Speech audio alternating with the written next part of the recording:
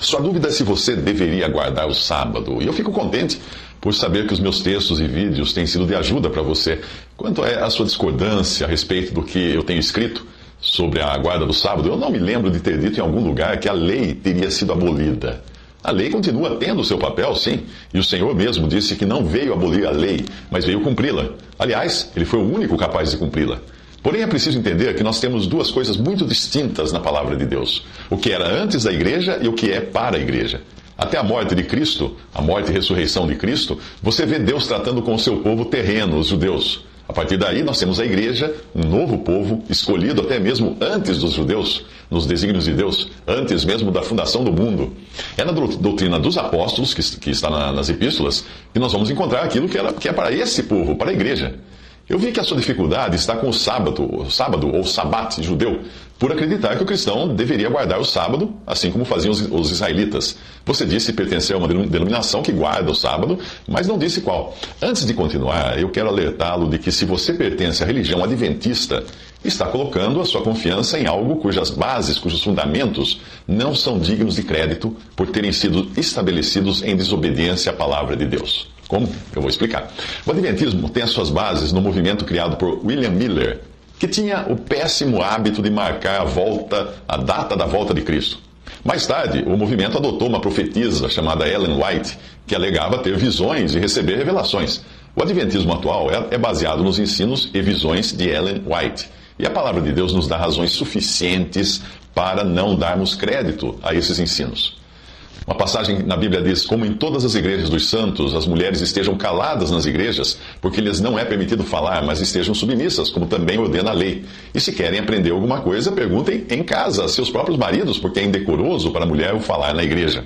Porventura foi de vós que partiu a palavra de Deus, ou veio ela somente para vós?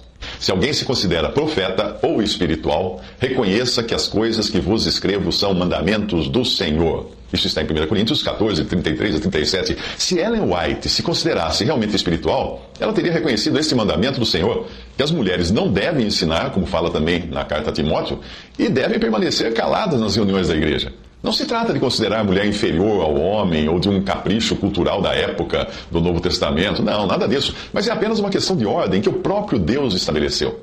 Ele diz: reconheça que que as coisas que vos escrevo, Paulo está dizendo, são mandamentos do Senhor. E a razão disso, para essa distinção no lugar em que a mulher ocupa nas coisas de Deus, é explicada em outra passagem, onde diz: a mulher aprenda em silêncio com toda submissão, pois não permito que a mulher ensine nem tenha domínio sobre o homem, mas que esteja em silêncio. Porque primeiro foi formado Adão, depois Eva, e Adão não foi enganado. Mas a mulher, sendo enganada, caiu em transgressão. Isso está em 1 Timóteo 2, de 11 a 14. Adão não foi enganado, mas ele simplesmente decidiu seguir sua mulher na decisão que ela já tinha tomado. Eva foi na conversa da serpente e acabou enganada. Por essa razão, Deus não permite que a mulher ensine ou fale nas reuniões da igreja. A mulher é mais suscetível de ser enganada nas coisas referentes à doutrina. E mais uma vez, não sou eu quem está dizendo isso, mas a doutrina dos apóstolos. Não se trata de discriminação da mulher, não é nada disso. É uma ordem dada por Deus.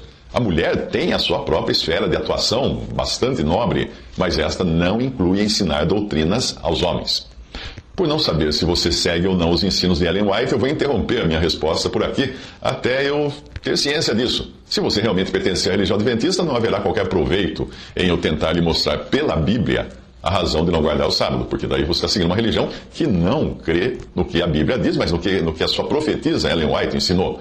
Você continuará tirando suas conclusões das doutrinas ensinadas por uma mulher, algo claramente desautorizado por Deus. De nada adiantaria eu tentar curar o ferimento no pé de alguém, se essa pessoa pretende continuar usando sapato com prego, né? Quando o alicerce de uma casa está fora do projeto original, todas as suas paredes, por mais belas e firmes que sejam, estão igualmente fora do projeto original. É uma questão de fundamento. Você segue as doutrinas ensinadas por essa mulher? Então, é preciso você resolver isso antes de querer entender outras coisas. Mas se não for este o seu caso, por favor, volte a escrever. Eu terei prazer em esclarecer esse ponto do sábado, segundo aquilo que eu encontro na palavra de Deus.